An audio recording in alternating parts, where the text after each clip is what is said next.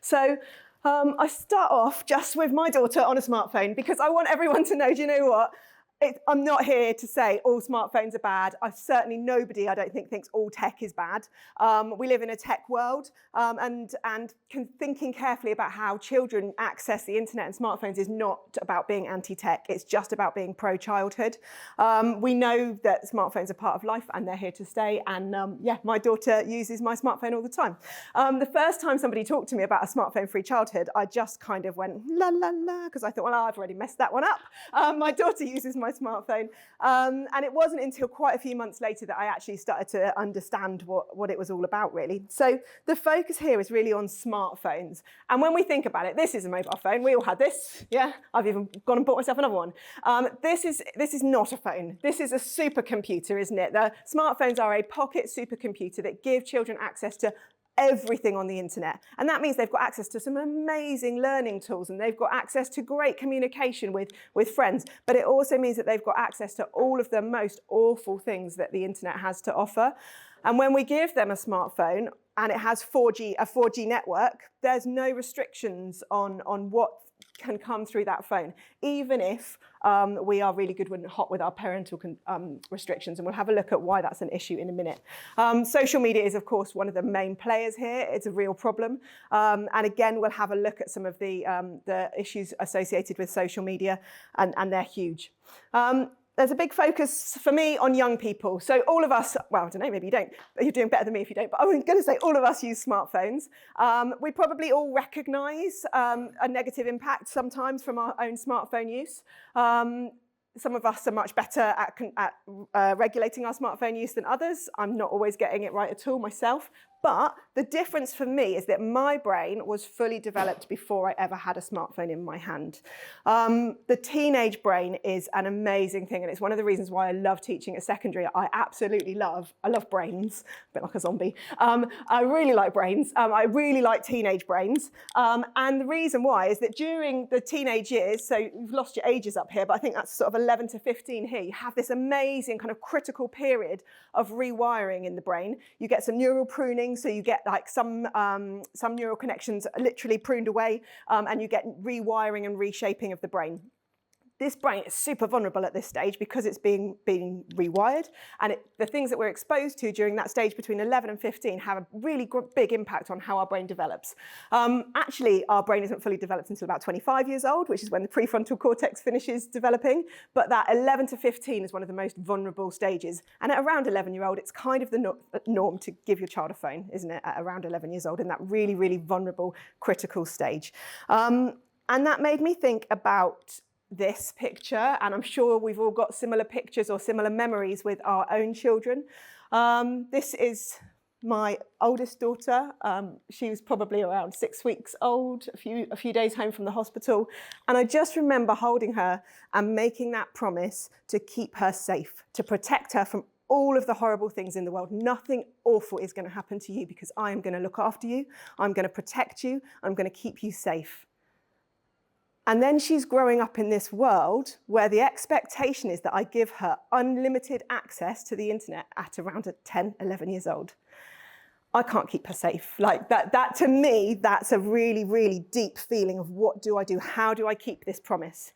Because at the age that our children start to want to pull away from us naturally and have done for hundreds of thousands of years is actually the age that they're most vulnerable because they're risk-taking and they're exploring and they're really social and the social parts of their brain are pinging, pinging, pinging. And actually that's the age they need us the most. It's certainly an age that we need to be aware of the experiences that they're having and how we can support them with it. So just as a really quick discussion, like a 1-minute discussion, in your little table groups, or maybe move if you don't feel like you're in a good discussion place, what concerns you most about smartphone use in young people today, just for 1 minute?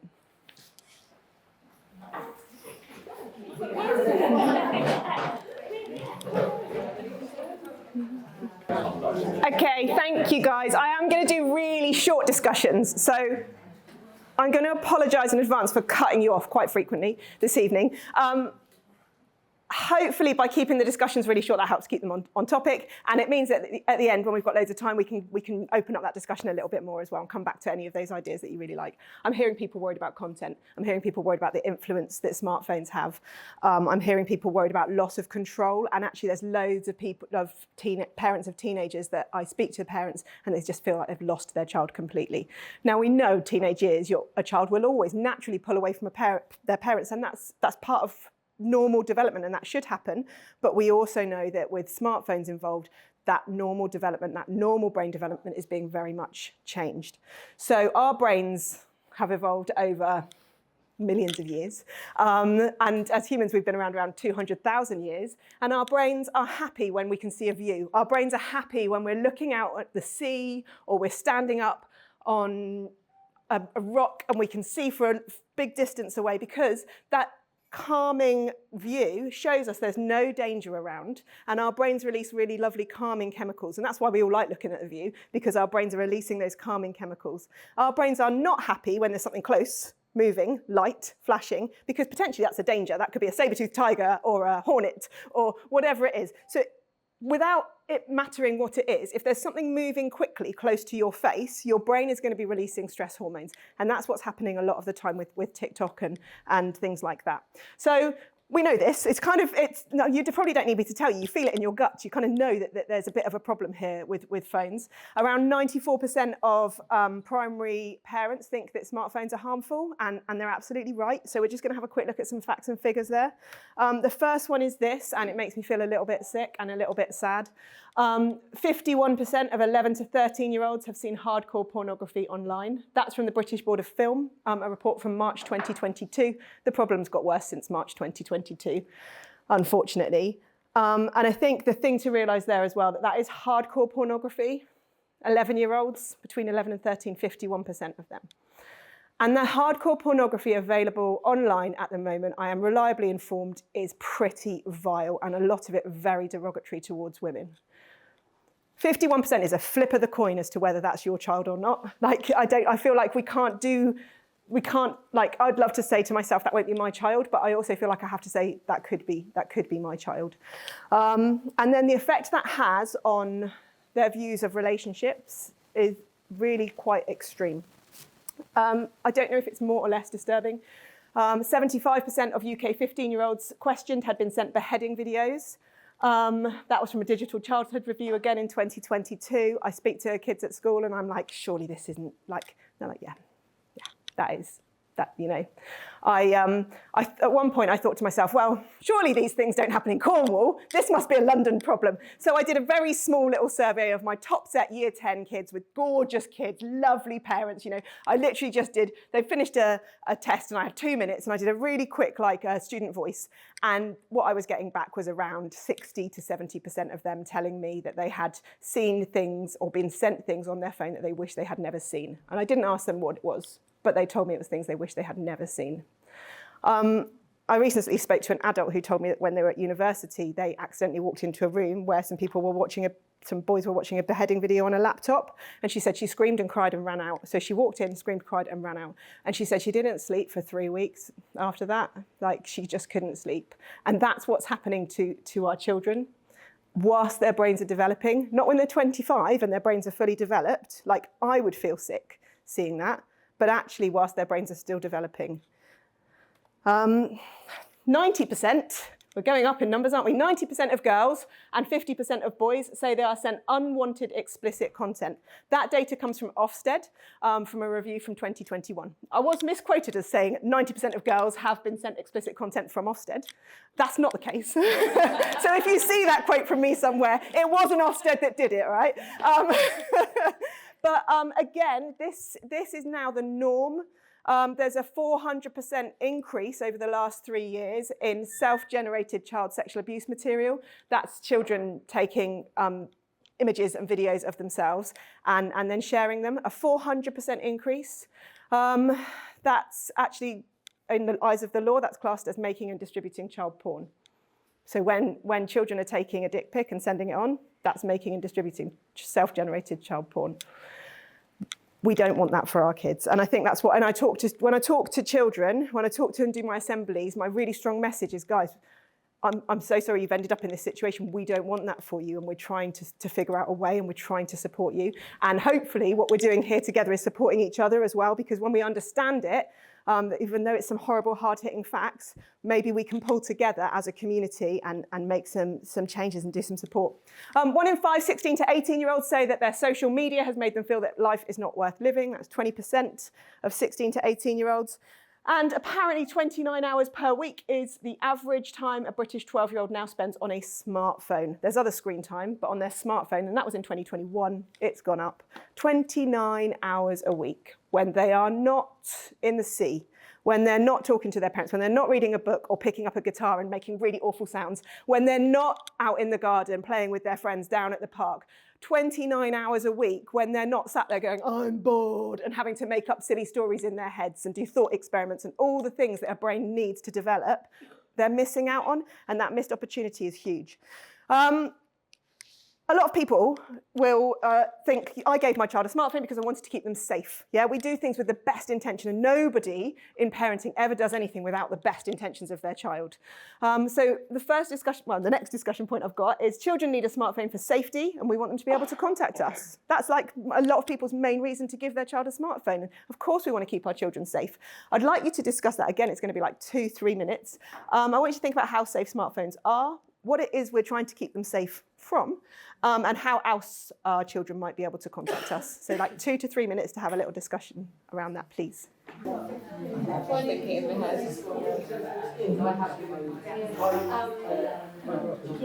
I think a lot of the content is really, really unsafe, and there are particular apps that we know to be a lot less safe than others.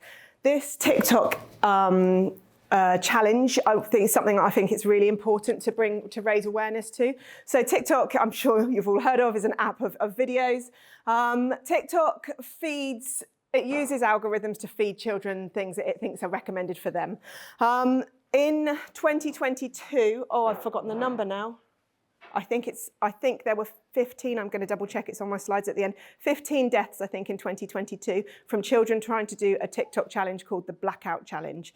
The challenge that the app was feeding them as a video and suggesting that they do was to restrict their airways until they passed out.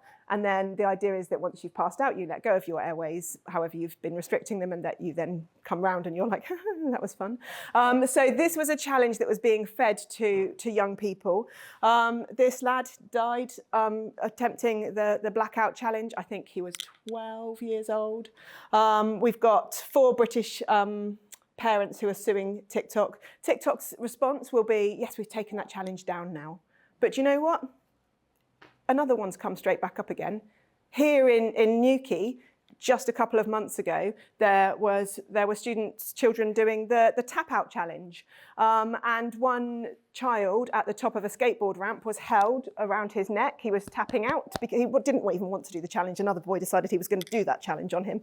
Held around the neck. He was tapping out. He wanted it to be finished. He didn't want to do it in the first place. The boy holding him continued to hold him around the neck. He held him around the neck until he passed out. He then held him for 5 more seconds, at which point he dropped him from the top of the skateboard ramp and he went down the concrete ramp. That boy then had some really serious injuries and spent a fair bit of time in hospital with injuries to his brain that he, I believe, is recovering from. This is the type of thing that's being promoted. So our experience of using phones is very different to children's experience of using phones. And this is a common occurrence for them. There's challenges, there's things that they're seeing all the time being suggested. This lovely lass died from an act of self-harm after viewing lots and lots of self-harm videos and doing what they were suggesting, those videos promoting self-harm. We see children as young as 12, younger sometimes, falling foul to catfishing. How can they understand what's going on here? How can they be expected to understand the difference between somebody who is grooming them or somebody who is has ill intent and somebody who is being friendly towards them? They can't. Their brains are not developed in the same way that your brain is. We've got endless stories, to be honest, of people dying and being harmed, and all of these things just I can't keep going because it makes me feel a bit sick. That's that poor lad from Newquay who got dropped from the top of the skateboard ramp. All of these just remind us, yes, there are headline stories, but unfortunately, when we look at the data, these harms are being experienced by the majority of our children. I really quickly have a quick word on Roblox, because that's the one that seems to be the gateway. It's the gateway app, isn't it, Roblox? Roblox, their new warning that what they've said is if you don't like what's on there, then you shouldn't let your children on it. So Roblox is an app of games. It looks very, very child-focused. The little characters are a little bit like Lego characters. It's all very cartoony, but it's user-generated content. So what that means is that anyone who's on there can make up their own game, and your child's Roblox character, which is essentially them in a character form, can go into any of these rooms and play any of these games that have been made up. The user who generates the game decides what age bracket to put on the game. So as a really quick example, I've got some friends who are on it with all things tech. They really care about what their children are doing. Their children are allowed on Roblox in the living room on a tablet. And the husband looked over the shoulder, and the character, the two girls were playing Roblox together, and their character had gone to a game which was recommended for them, and they'd set it to be 9 years old. That's what they set up the profile as. The recommended for them game was that their character went into a room, and there was a boy character sitting on the bed, and their character had to choose an outfit and do a dance. And unless they chose the bra and suspenders outfit, it just slapped fail across their character. When they chose the bra and suspenders outfit and did the dance, then they passed. And that's what a 7 and a 9-year-old were playing on Roblox. And that's just the start, really, isn't it? Because we know actually there's quite a lot more that goes on in Roblox in terms of grooming. So Roblox has just said, keep kids off if you're worried about it. Well, they're not going to take any responsibility for that because they don't care. So just like we're seeing, you might have noticed on the slides at the beginning, we know Steve Jobs, Ivan Spiegel, who's the creator of Snapchat, Bill Gates, Microsoft, all of these guys, they're not giving their kids tech. They wouldn't give any of their kids tech. Or they limit their tech to an hour a week because they know how harmful it is, but they're very, very happy exploiting our children. And that's not okay. We don't want that for our children. So why is it that over there, they're happy in Silicon Valley protecting their children, but yet having meetings in their big tech companies about how they can exploit the vulnerable developing brain? And they do have those meetings with those titles. And if you have a little Google online, you can see the whistleblowers who've come out of those companies because they've realized that actually this isn't okay. So for me, the simple alternative is this. My child's 10. She's just starting to go to the park on her own. I haven't given her anything to take the first few times, and then once we got the little Nokia, £12 on Vinted, £4 a month contract for unlimited calls and texts. That is, if £4 a month is nothing. She's so excited to take that to the park, if she's going to stay a little bit longer at the park because her friends are playing a little bit longer, and I'd said 20 minutes, and actually she wants to stay for half an hour, then she can phone me and tell me. And that, to me, that's the really simple solution, isn't it? You can get phones, simple phones that look like a smartphone, so it's another option.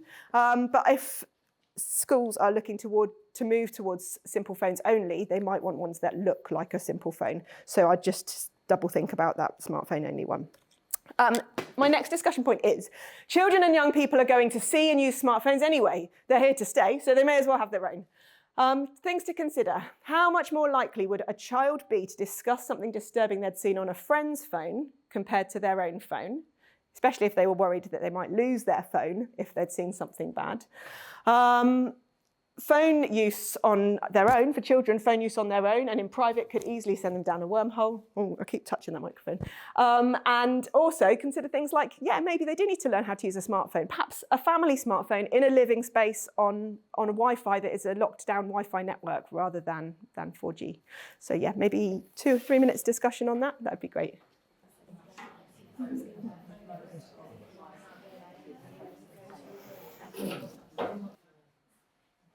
I've got a quote from a really wonderful guy called Jonathan Haidt. I don't know if any of you have heard of him or read his book or listened to an audiobook or listened to a podcast. If you haven't, on the back of this, there's a QR code linked to his book. And there's also a podcast where he's interviewed by Dax Shepard there as well. It gets onto the bit about smartphones from around 30 minutes, but it's a really good listen. But he said most harm is now happening to children when they're alone and in their bedrooms. His book is really interesting, and it's not entirely about smartphones, but it's got a lot to do with it.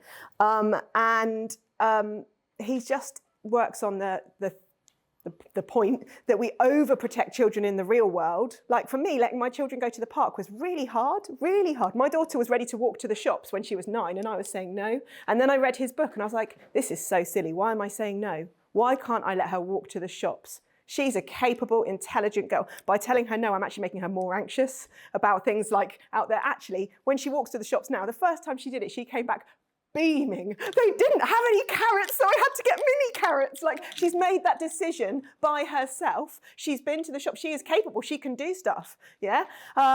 And this overprotecting in the real world that probably most of us do, and underprotecting in the online world, which is becoming commonplace, means that now children are much more at risk in their bedrooms than they are walking to the shops or going to the park. So my next bit was actually, you know, at some point our children are going to have smartphones, whatever age you choose and whatever age works for your family. How can we promote healthy habits with smartphones when they have them?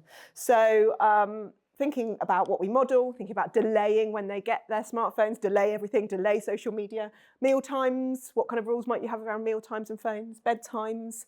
And I'll come back to that bottom one actually after you guys have had a chance to discuss this point for a couple of minutes.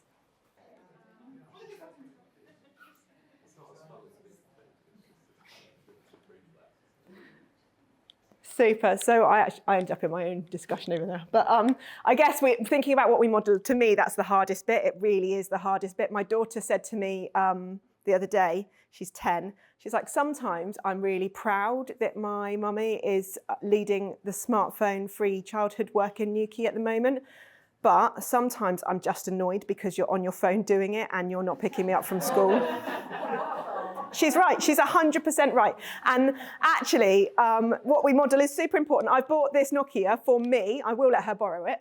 And that is because my full intention is to spend more, like when we go out, leave that phone at home. This now, my family have the phone number for that. If there's a problem with my dad, people will be able to get hold of me.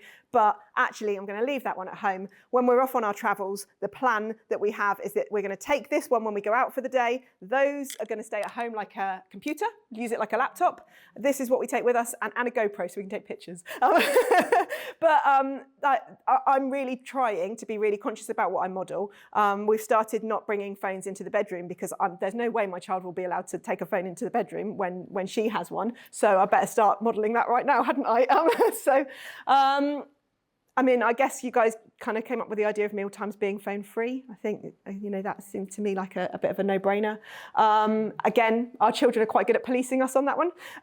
We've had that rule. Every now and then we break the rule. The children tell us off. It's great. And they're right. They are right. And they like to be right. So great. Bedtimes, yep. This one, the bottom one, sometimes I feel like a genius. I've come up with this idea when the girls want to use some tech. So our two girls have this game on a Kindle called Floof. There's nothing wrong. It's just tacky. They're just looking after an animal. That's all they're doing, looking after animals and hatching. They seem to hatch rabbits from eggs and stuff like this, right? They got the game because we were in Portugal. We had a 4-hour train journey. And I was like, yes, you can have the game. That will shut you up for 4 hours on the train. And then when we got home, can we play Floof? Can we play Floof? So they genuinely did play it for 4 hours on the train as well. They were absorbed in it for 4 hours. Now, there's no way they're doing 4 hours of that at home. So my kind of approach to it at home was to say, yes, you can play Floof. How long would you like to spend on the Kindle? How long do you think is a good amount of time to spend on the Kindle? Where they go, I don't know, 20 minutes, because they think that's a really long time. And I go, ooh, that's a really long time. And then they say 15 minutes. And I go, yeah, all right. So then the next stage in that process is that I say to them, right, 15 minutes. You're happy that you will spend 15 minutes on it. They're like, yeah. So set a 15-minute timer. So we have an Alexa. So they say, Alexa, can I have a 15-minute timer? They play. It goes by like that. They want to keep playing for another hour, obviously. When the timer rings, I just say to them, girls, that's your timer that you set. She's telling you it's time to stop now. You didn't want to spend more than 15 minutes. And then it's oh, can we just do one more thing? And I'm like, no, because now the technology is using you and you're not using the technology. You chose 15 minutes. And when that 15 minutes is up, You don't want to be on it anymore, so don't let the technology use you and steal your attention for longer than the time that you chose to begin with. So that would be a top tip for me if you are kind of finding ways to minimize, I don't know, gaming. You want your kids to be able to do a little bit of gaming or whatever it is that they want to do, but you don't want them to get sucked into that suddenly 3 hours have gone by and they haven't been outside. Ask them, how long do you want to spend on it? For older kids, maybe that'll be 2 hours and you think, oh, an hour would be okay, and they set themselves a 1 hour timer. I would caution doing just 5 more minutes, because the just 5 more minutes, that's when they're using it. Go on. Can I ask you a question on this? Yeah. So to anyone who's a parent, I feel like getting those kind of that kind of ownership of those boundaries that you mentioned around the time is sounds quite compelling. I just wonder what the limits to that are, because it, like you say, you've got to prevent people from taking just 5 more minutes, because then those limits, those boundaries kind of break down. Yeah. But is it harder for children than, say, adults to kind of self-impose those boundaries? I find now, I'm 30 now, and I feel like it's only this past even 3 to 5 years where I've been able to set strict boundaries on things that, well, I feel like it's actually a real skill even as an adult to be able to do that. Absolutely. And I just feel it must be so difficult for children. I do it for my own sanity, but even then I'd like to extend those boundaries rather and be even more disciplined. But do you think it's actually possible for children? Yeah, well, I think you teach the discipline by modelling it and doing it alongside with them. You can't just say to them, use that, here's a phone, use it sensibly. Like, I think it is literally like having that alarm. They set the alarm, they chose the touch, they chose it. They kind of chose the time. They chose to set the alarm. The alarm is ringing for them. What does that alarm mean? What did you want to do? Can you remember what you wanted to do when that alarm rung? And to me, that's kind of how we teach it. And I'm not surprised that 5 years ago you didn't have those good boundaries, because you were 25 and your prefrontal cortex was still developing. And that's normal, and that's how brains should develop, right? So all the Newquay primary schools are coming together, led by Natalie from Blue School, to all come together to say no to smartphones. They're all like, we're already working together to get that done. Secondary schools are getting on board with it as well. I know both of the secondary heads are really keen to make changes. We would love that support on a government level. What currently the government say, which is really important to understand as well, and what something like 96% of schools follow, is that phones either need to be locked away in a pouch or a locker. That the government say that you can do that in your school if you want, but there's no funding to support that, and it's very expensive. But what most schools do is something called see it, hear it, lose it, or never seen, never heard, never used. What that means is that the school's policy is that your phone should be switched off and in your bag for the whole of the school day, and that it shouldn't be used during I think the wording is during the school day at all. So phones should be switched off and in your bag. Nearly all secondary schools have that as their policy. Phones must be switched off and in bags. Now, if you are a teacher with 30 students, or you are walking in a corridor with hundreds of students, or students go to the toilet, you tell me how you police a phone which is maximally engaging and has around 237 notifications per day for your average teenager being switched off and in your bag.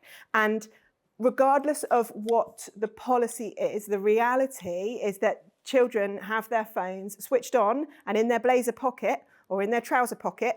We see less girls with phones in their pockets because we don't have blazers and they don't have trouser pockets. So slightly better, but they're switched on and in their bags. And it is buzzing roughly every 3 minutes. So we don't hear that, but that's vibrating. And this part, Emily taught me that the part of your brain that's activated when your phone buzzes is the same part of your brain as if someone's calling your name. So it's like trying to sit in a lesson and somebody going, Charlie, and you're trying to concentrate and learn, Charlie, and you're trying to concentrate. And actually, it's impossible. I think there are very, very few children who have that self-discipline to keep their phone switched off and in their bag, which is why they need to be locked away in a locker in another room. And No. So they'll get confiscated. However, if your child goes, there's 2 schools in Cornwall where they allow the children on the phones at break time, which I am gobsmacked by, because that goes against the government recommendations. And I cannot understand why those 2 schools have allowed that, but that's their policy. So no, they're not on their phones at break time. So no, they're not. If you walk past them and they're on their phones, ours are great. I go, oh, thank you very much. And they go, oh, miss. Like trying really hard. They're like, can I just switch it off and put it in my bag? And I'm like, no, you want your phone. I know the rule, you know the rule. And they're like, oh, handing it over. Please look after it. And I'm like, it'll be at reception for you to collect. So then I was on my way to teach a lesson. I've just confiscated 2 phones. I was literally walking from A to B. And I'm not going to ignore them if I see them. I want to go teach my lesson, but I've got to walk 5 minutes up to reception to put the phones up at reception. Then I'm 5 minutes late to my lesson, so those students are a little bit unsettled waiting for me outside, aren't they? I wanted to have a really smooth start to my lesson. I'd spent my break time getting my slides up, getting all of my practicals set up, but actually we're being pulled in all these directions trying to do the best thing. And if those phones were locked away at the beginning of the day in smartphone lockers, or some schools do pouches, but they're a bit tricky, that takes all of that pressure off teachers. I promise you there'd be an improvement in the recruitment crisis in teaching. And it's super simple. We'd need the government to fund individual smartphone lockers in every tutor room. They come in, they lock them in, they do their whole school day, 6 hours of freedom from those notifications, and then they come back and they get them out at the end of the day and they go home.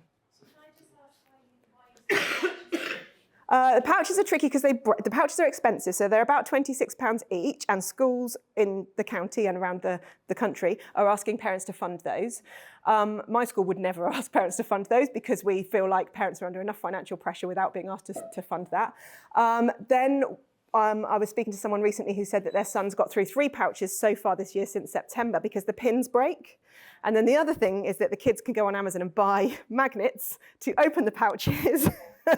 So they all go and buy the air magnets off Amazon to open the pouches to go to the toilets, and then other children can't use the toilets at break time because they are all sitting in the toilet on their phones. So lock them away. My niece attends a school in the New Forest, and they have phone lockers in every single room, but that is unusual, and her head teacher is amazing, and I emailed him about it, and this guy I've never met before. Oh, my niece goes to your school, and apparently you've got phone lockers in every room. And he was straight back with me, yes, I'm so passionate about this, the difference it has made is amazing, it's been an absolute game changer. And really interestingly, the kids who are going to be the kids who benefit the most from the phone lockers are probably not your kids, actually, because all the data shows us that when we remove phones, the ones who benefit the most are the most disadvantaged kids. The ones who have the most negative impact from phones are the most disadvantaged. And as schools, we spend huge amounts of time and effort and money trying to work out how to close the disadvantage gap, how to support these kids. And it's simple, you lock away everybody's phone. And it supports everybody, but it supports the most disadvantaged kids the most. I think that's what I was trying to get at in that. That's what you want from schools. That's why parents are asking for it, because they need that modelling on that level, because otherwise And I don't think there is that much backlash. So when what's Pirate FM called now? Greatest Hits Radio. When they came to my last event, and the day before that they went around Newquay town and interviewed people. Oh, there's this lady, she wants all schools to be smartphone free, what do you think? And they spoke to as many people as they could in Newquay, and they couldn't find one person against it. So I don't think there is a backlash. We all know it. Stopping the heads, just saying. They're concerned. So money, because where do you put the phones? We need a phone locker. Why just ban? You're not even allowed to bring it. So then, how do you do that? How? Okay, but that's my question. It's that. We need it on a government level. We actually need the government to say, these are not conducive to child safety or education. They absolutely should not be in any school at all. Then all schools do it at the same time. No parents really can refute that because all schools are doing it. And all children go back to the protections of having a simple phone and none of the horrible exposures. And nobody has kind of the next issue, which is I don't want my child to miss out socially because they don't have a smartphone. That doesn't happen to anyone because nobody's got one. Go on. Yes, totally, to no smartphones or no communication in school. But the school, we're talking secondary here, is actually communicating a room change, or I'm not able to make the class, this is your work to be done during the day on the authorised soft platform of communication that the school has set up. On their device. So that the bit about I'm not able to sounds. And it was commented on the parent Facebook page. And I happened to comment last term when I saw that they weren't supposed to have their phones 8:30, whatever it is they start. And I was like, that's fine, but then you've got staff messaging their group. What? Is that the way you can't do that? No, I don't think a member of staff can message a group unless it's post 16. So I would email if so, but a member of staff can't just not make a lesson. Like you can't just not come to whatever it is, a room change. Yeah.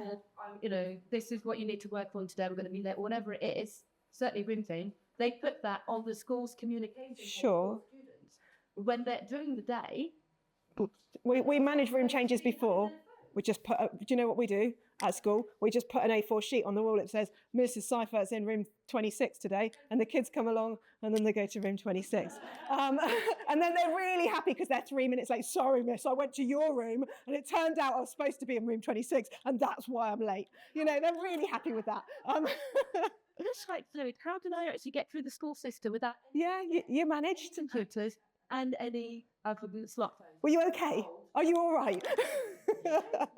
I was at school, and my parents really trusted the school, and if there was a problem, Yeah. to the reception, Yeah. the office. Like in primary still. Why is that so difficult now? It's not difficult. On the way to school or on the way back, Yeah. and then just. You're right. It's not difficult, and Amelia's right, and you're all right. It's a super simple solution.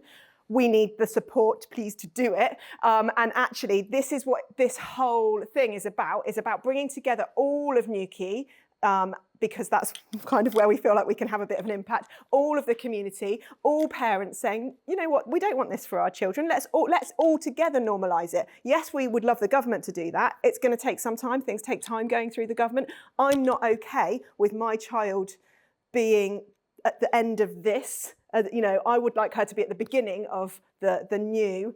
No, we don't have smartphones, and that's not the norm for children. So I'm not okay with waiting. Hence, I'm here. Noah. I don't want to slow down the That's fine. to go quite soon. Okay. But if I could quickly do the sort of democratic political bit. Go on. It sounds like there's quite a lot of consensus in this room. Tim, the other door. Around. There should. I don't know if anyone is kind of from completely the other camp in this room that there shouldn't be any sort of restrictions or anything. But so I don't understand there might be limitations that parents by and large get less comfortable when the idea is that you don't take the phone to school at all. For instance, to that travel in between, I totally understand that, but by and large, it seems like there's an element of near consensus around the idea that there should be some restrictions. Like you said, we should be asking the government to be a lot more supportive to schools and teachers and providing resources so you can actually make that happen. That's a big takeaway to me, so thank you to that. But yeah, it's that kind of getting that to be more of a consensus among parents as well, so that the few perhaps that are perhaps quite vocal and angry, I imagine. There's always a few. But it is like that, and those voices can quite easily come to dominate a discussion, and before you know it, people who are anti-vaccine, for example, and it's a rising tide of disquiet on something that in a lot of people's minds should be pretty self-evident. And I don't know if there is a risk of that in this whole debate, but to me it's pretty self-evident what we should do. But I don't know how we sort of stem that from kind of, if the government comes in and says, let's do this, 95% of people think it's a good idea. How do we stop people getting angry about it? From speaking to other parents who have kids on the edge of secondary and so on, is at what age do you hand that smartphone over? That I feel like that's really blurry, and I think a lot of other parents and what we have is a real FOMO and peer pressure for when they start secondary, you get them a smartphone, and that is just normalised, isn't it? From what I've seen, I mean, from most parents I know, there's an expectation, and I think that's because culturally we haven't got really clear, everyone's schools are doing lots of different things and trying to manage this, and there's no streamline across what should be expected and what's the rule sort of thing. And I guess still my central feeling around all of this is if you are going to school and you're it is a contained environment. It's a model for everyone. It's a racing school. Yeah. you don't need a phone in that environment. You just don't need a phone, and you don't even really need one. You don't need one in sixth form doing your A levels really any more than you need one earlier on. So I personally, I don't see a reason why it is different when you enter the world of work. But and it's not to say that there aren't ways, perhaps even in my job, I can keep dreaming to prevent their centrality in other areas of society. But if you can do it anywhere, you can do it in the school because you just don't need them. Yes. Yes, and we need to, that time for normal brain development, that's, to me, that's the essential thing. And I just have a really strong feeling that we as a community in Newquay can come together to protect our children. We can't change the whole world right now. The world is changing. So we've got Norway, we've got Spain, we've got Australia, New Zealand. They're all changing their laws. I don't know why we're not right yet now, but okay. But the world is changing. I think the government recognised in their debate recently that change is inevitable in the laws around smartphones and young people and the internet age of consent, but it's not happening yet. And this idea that more research is happening is actually just really delaying the action that we desperately need for my daughter now, please. And I think we all feel the same way for my child now, please. And as a teacher, also, I'm in loci parentis for the kids in front of me. I care about them. I want them protected, and I want them protected yesterday. I've got a few other discussion points, but I'm also aware that we're having quite good discussion without them. Shall I flick through some and we'll just stop where people want to talk? So this one, I think, is a massive one. Is it this idea that you don't want a child to miss out socially by not having a smartphone? My thought process on that one is actually, what are they missing out on? So to me, they're missing out on explicit content, cyberbullying, and constant social pressures. I'm kind of okay with my kids missing out on that. I spoke to some kids at my school and I said, what am I not thinking about, guys? If I don't give my child a smartphone, what have I not thought about? What are they going to miss out on that I haven't thought about? And they were like, they're going to miss out on some games. And I was like, okay, what else? And then they're like, well, they might want to play things like Minecraft. I was like, okay, what else are they missing out on? And they were nothing. So when I speak to year 10, year 11, year 12 and 13-year-old kids, they're all like, oh, mates, we've come off all of socials. We've come off group chats. They're awful. So they all that's exciting. Yeah, older kids. Yeah, they all know. They don't want it, but they've already experienced it. We had the police in to talk to all of year 7. They might then see younger children. Yeah, hopefully. Yeah, unfortunately, it's excitement. You get your phone and you join. So what happens as well that we need to be really aware of is like WhatsApp. You get your phone, you join a WhatsApp group chat when most of your year grade, say there's 70 kids on one of those that happen to know about. One of those 70 children gets shown maybe by an older brother or sister or somebody a really horrible, explicit, I don't know, beheading, some nasty hardcore porn. That poor 11-year-old has seen that. How do they cope with that? The fact they've seen this awful thing? They send it to the whole WhatsApp group because then they're going to feel a bit better about it. So regardless of what parental controls you put on your child's phone, if they have WhatsApp and they're in a group chat with 60 other kids, 70 kids, that all 70 kids then get 50 dick pics the other day. Apparently they were weird dick pics. I'm not sure what the difference is between a weird dick pic and a normal dick pic. I mean, I would consider they're probably all of them. But, you know, that just goes in one click, boom. And I think we need to just acknowledge that stuff is happening. And what else was I going to say? Yeah, I mean, what stuff we've already talked about, really. Apparently, the average daily time teens spend with their friends has dropped by 65% since 2010. So they're missing out socially, I would say, by having a phone. So I would be helping to structure those social connections. So locally, what I've done is I've just set up a WhatsApp group, which I have. I've got all of the parents around Porth, and I've called it Kids at Porth. And we go on there, and someone will say, I'm sending my children to the park for half an hour. And then all the other parents know that those two go to the park. There happens to be a lovely family who live just next to the park who can keep an ear out the window. And then we all send our kids to the park at the same time. And they're getting that real life social connection, which is what our brains need, isn't it? And they're swinging upside down and somebody's going to break an arm at some point. But do you know what? I'm with Dr. Susie, what's her face, Davis, who says, a broken arm is a lot easier to mend than a broken mind, you know, like, so I'm very happy. I honestly do not mind if my child breaks an arm, but I'm not bloody about to have the one in the way, Catherine. Right. What else? Yeah, the one about being bullied. I spoke to kids about that as well at school.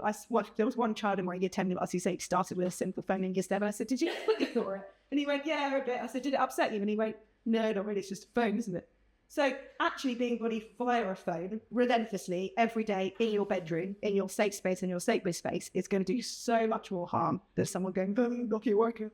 Because that's really I don't care if someone has said something rude about my car. It's just a car. It's not me, and it's not that's said just to my face. So again, if we can group together, we can be stronger. We can help to normalise. This is what you want, is that we want to normalise these simple phones, and we can do that working together. And I know there's not as many people here as we would have liked to seek today, and I know quite a few people haven't made it.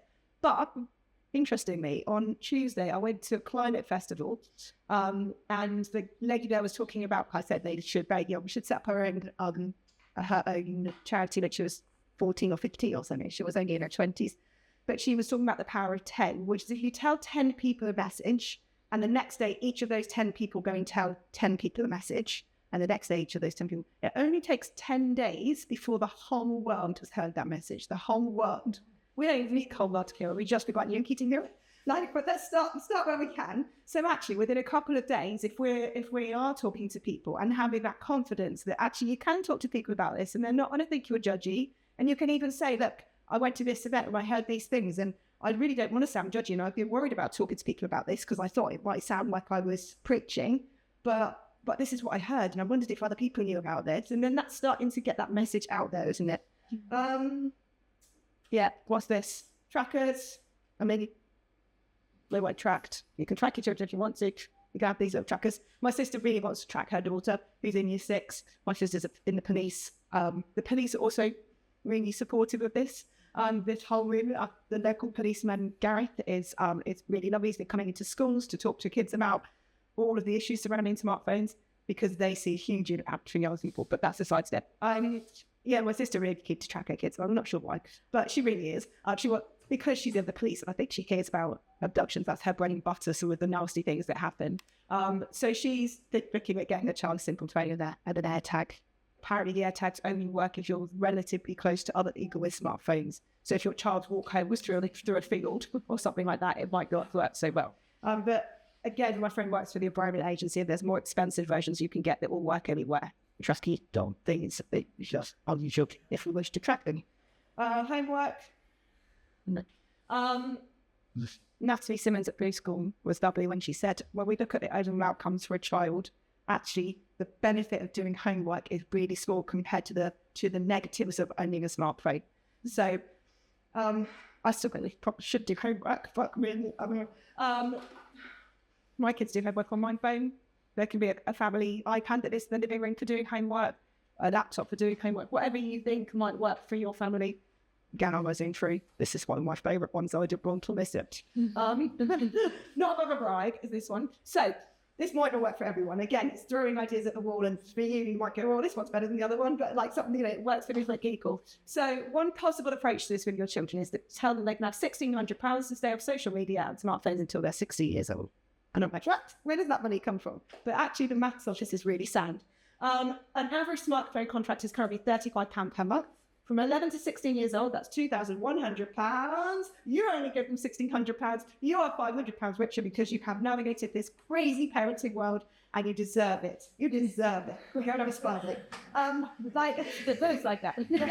Just like that. So just another option, just another idea. Your kids don't lose face because people go, "Oh, I'm knocking a wanker," and they're like, "Oh, that's £1,600 richer. I'm driving a car and you're still on your bike." So, they can be buying themselves a car at 17 if you've given them £1,600 at 16. It's just a thought. It's just an idea. It's another way for that buy-in from kids. Someone said to me, "It's not a bribe, it's a challenge." And I was like, "Yeah, challenge sounds lots better, but definitely old." This is the one that I keep getting as well. So actually, the only kickback that I think we got from Natalie in Blue School saying smartphone free was this one. We need to educate children on how to use smartphones. We should ban them. They're saying we're discriminating against the tool and not its use. Yeah. So I've got some really clear thoughts on that. I've done a lot of thinking, quite after 3 a.m. I've got some clear thoughts on this as well. And I think, at what age should we educate kids about porn and self-harm and gore websites? The gore websites are horrible. What age should we do that? Currently, we educate about porn in year 10, We have an amazing company you come in called The Naked Truth, and they talk about how porn really isn't real and the types of things that are being seen and how it affects body image, how it affects relationships, how it affects sexual satisfaction. And actually, people who watch a lot of porn have really poor sexual relationships because they're not satisfied by normal sex. But they talk to those kids in year 10 when they're 14 or 15. To me, that's quite young, but that's where they come in. However, 51% of 11 to 15-year-olds have already watched hardcore porn. So maybe we should educate about porn when they're, 9? Should we do it when they're 8? Should we show them some porn when they're 8 just to educate them with it? No, we shouldn't. We should delay the smartphone use, right? We need to delay smartphone use so that we can educate. I 100% agree that we should educate children on how to use smartphones.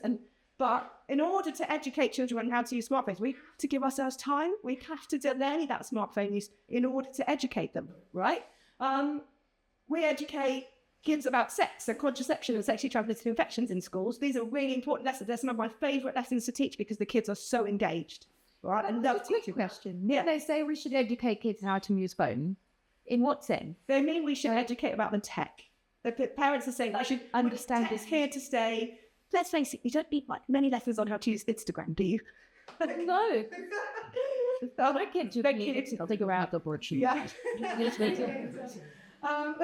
No, I understand what they're trying to say. We need to educate kids on the digital world. So to me, that's obvious. Yes, we have these lovely locked down networks in schools where I couldn't even Google smartphone-free childhood because it had the word porn in it, I had to ask them to unlock the website for me. So we have these really good locked down systems, amazing ICT guys that work for us.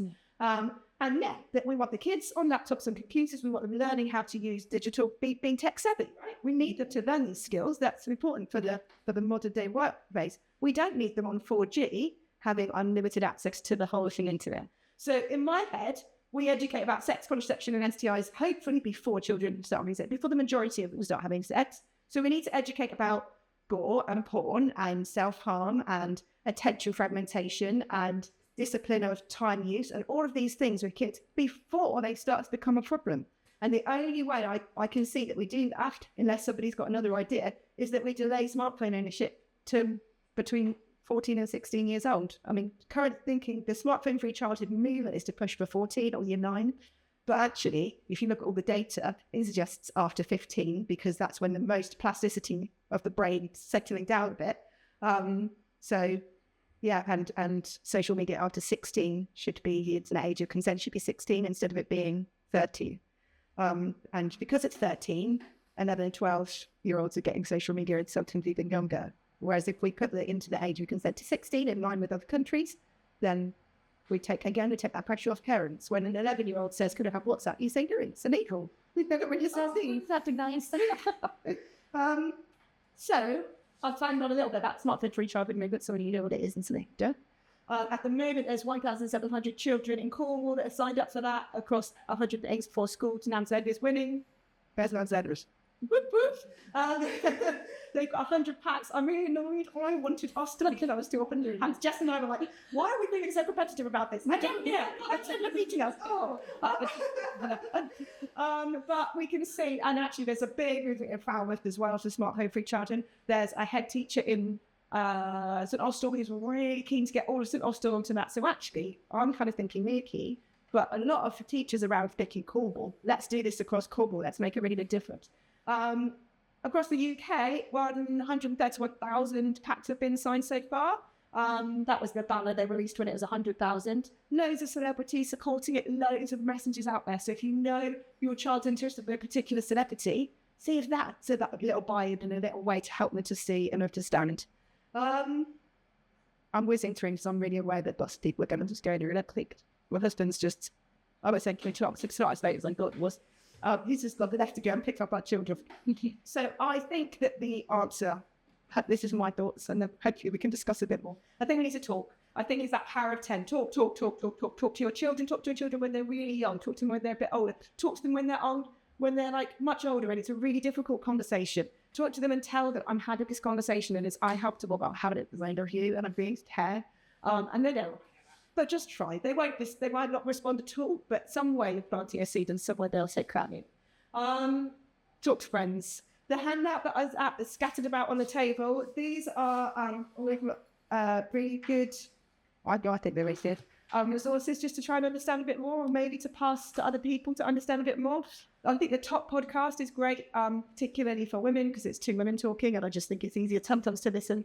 I think the Bottom podcast is great for men, because it's Dax Shepherd talking to Jonathan Haidt. They don't get onto the smartphone stuff until about half an hour through, so just skip the first one. There's TV shows, there's books. The book is amazing. If you've got the time to sit and read a book or listen to it as an audio book, it makes it also clear and gives loads of really good suggestions as to what we do for the future. It was him that said, basically, he told me to let my child walk to the shop. She's so happy, she's so confident, she feels so good about herself for doing it. The first time I gave her actual measurements of a card to tap as well, she's like, oh, but then I have to speak to the lady. And I was like, no, you do. Do you want me to go instead? She's like, no. And then she came back buzzing. I spoke to the lady and she was really nice and she gave me my change. And she's just, why had I been depriving her of that interaction, of that kind of maturity? She was so grateful. The pact is there if you would like to sign it. So worldwide, there's over 175,000 people already signed. There's WhatsApp groups to feel supported, to be able to talk to other parents about it as well. You find them via the Smartphone Free Childhood Signs, so that's the QR code at the bottom there. Pick This Battle is one that I kind of say in schools to senior leadership, but it applies to parents as well. When you're parenting, and particularly in schools, we've got trainers, and are their skirts too short, and are they wearing necklaces and bracelets, and what I said to my senior leadership is, I have never seen, I might be wrong, but I've never seen a single piece of research that says if a child wears a bracelet, they're more likely to self-harm, or if a child is wearing a necklace, then their attention is fragmented and they're not going to achieve so well at school. I've never seen that piece of research. And I know uniform is important, and I'm not saying we back down from uniform at all, but I'm saying if we have to pick a battle, why would we not choose the battle which we know has the biggest impact on mental health, the biggest impact on disadvantaged kids, the biggest impact on boys if they're the only ones with pockets? Why would we not pick that one battle that addresses all of the things that in school, mental health, we put so much money into in school, so much time and education. We really try our best with mental health in school because we've seen this trend and we're all really concerned about it. But to me, there's this really simple solution. A lot of the mental health problems people consider to be due to the pandemic. But when we look at the data, the increase in mental health problems started in 2010, 2013, not 2020. That's just followed a trend. So actually, all of the things I think people blame on the pandemic, a lot of the things people blame on the pandemic can actually be traced back before the pandemic to the launch of smartphones to little children. I put my email address there. If you want more sessions, email me. But I'm actually absolutely shattered. I'm not sure I can do any more sessions. Yeah. I just want Tom's video in the hopes that I can just send that out. I have committed to going across to Tretheris to do an assembly over there. And I have done assemblies for Tribungus for all year groups at Tribungus, so they at least, and in that I said, just listen. One of the things you could do, listen to your parents, because Steve Jobs doesn't love you, but your parents do. So if they want to talk to you, you don't have to get in that conversation if it feels weird and uncomfortable and your parents are saying something about porn, but you can at least just listen to what your parents are saying. And also talk to the teachers, head teachers, like email in, because the biggest block to why aren't they just doing it is that, do parents want this? Oh, I don't know. We don't want to upset them. We don't want that huge big backlash. We don't want lots of children to end up in a behaviour system in reset or in reflection and things like that because they brought a phone in. We want to be fully supported from home so that phones are kept at home. And then we don't want to have to be telling kids off is the worst part of our job. And if you put in a rule which is completely against what's the norm in society, you're in a really difficult position. So actually, if we want schools to make these massive changes, we as a community need to show that we really support that. And hopefully talk to our children and help them to understand that it's done with love and care and because we all really want the best for them. So you need to get that out. How are you? Yeah, that's one kid. All of this. Yeah. Start coming to there, and this is all young. Yeah. And now I feel really quite trained. I wonder if you could talk to 10 people. What are you doing? Yeah, Dad. You know what, though? I often don't should be putting something else. I know here tonight is good, isn't it? Well, I think so. We don't. No, but I think what point was that it is scary. We don't. I mean, when I saw that it said not since 2016, I considered it not correct. But like, I'm not sure I can cope with the information because I think also the parents they know they shouldn't give it. They give it anyway, and then they're in this tug of war in their mind, and then they get defensive, like you say. And it's so hard not to, isn't it? And then you get 450 parents do this event as well. And if they're one of two parents, that's 900 from the parents within Cornwall that managed to find this advert and then starting to think about it. Like, there are a lot of us thinking about it, and we know some of the knowledge, and we're convinced even on some of the knowledge, and we don't know. We just feel it in our gut. Like, you don't know the stuff you know. Like, and at the moment, it's all having to be led by people who really care. Like, I'm here because I really care about me and Keith's kids. I'm a part-time science teacher. All the work I've done on smartphones has been when I'm not working. I'm not working, especially 3 a.m. Don't work there. But like, even obviously these events, I'm not working. All the research that I've done to put it together, on the assemblies that I've given, I give on days when it's not going to interrupt with the lessons that I should be teaching, because I don't want to miss lessons to talk to kids. So I end up going in at times when I'm not working, or going into honest like blue school, and coming across the road here to do assemblies at times when I'm not actually working. And that's what's having the only reason I can do. If I was a full-time teacher, I would be on my knees, full-time teacher, and looking after my 2 children. I wouldn't be able to do. I just wouldn't be able to. And I'm lucky that I can be part-time, and we can just about make that work financially. And that's why I've got this time and energy to put into this now. And I just don't think there's the money, the time, the energy. Somebody said to me recently, can you please create some PSHE resources for all of year 7, 8, 9 and 10 to get this message through to them a bit more and share? And I'm like, yeah, well, because it's really, really important. I don't know when. I don't know when I'm going to do that. That's just how it is, isn't it? You know? Thank you so much for your time, everybody. And yeah, thank you for being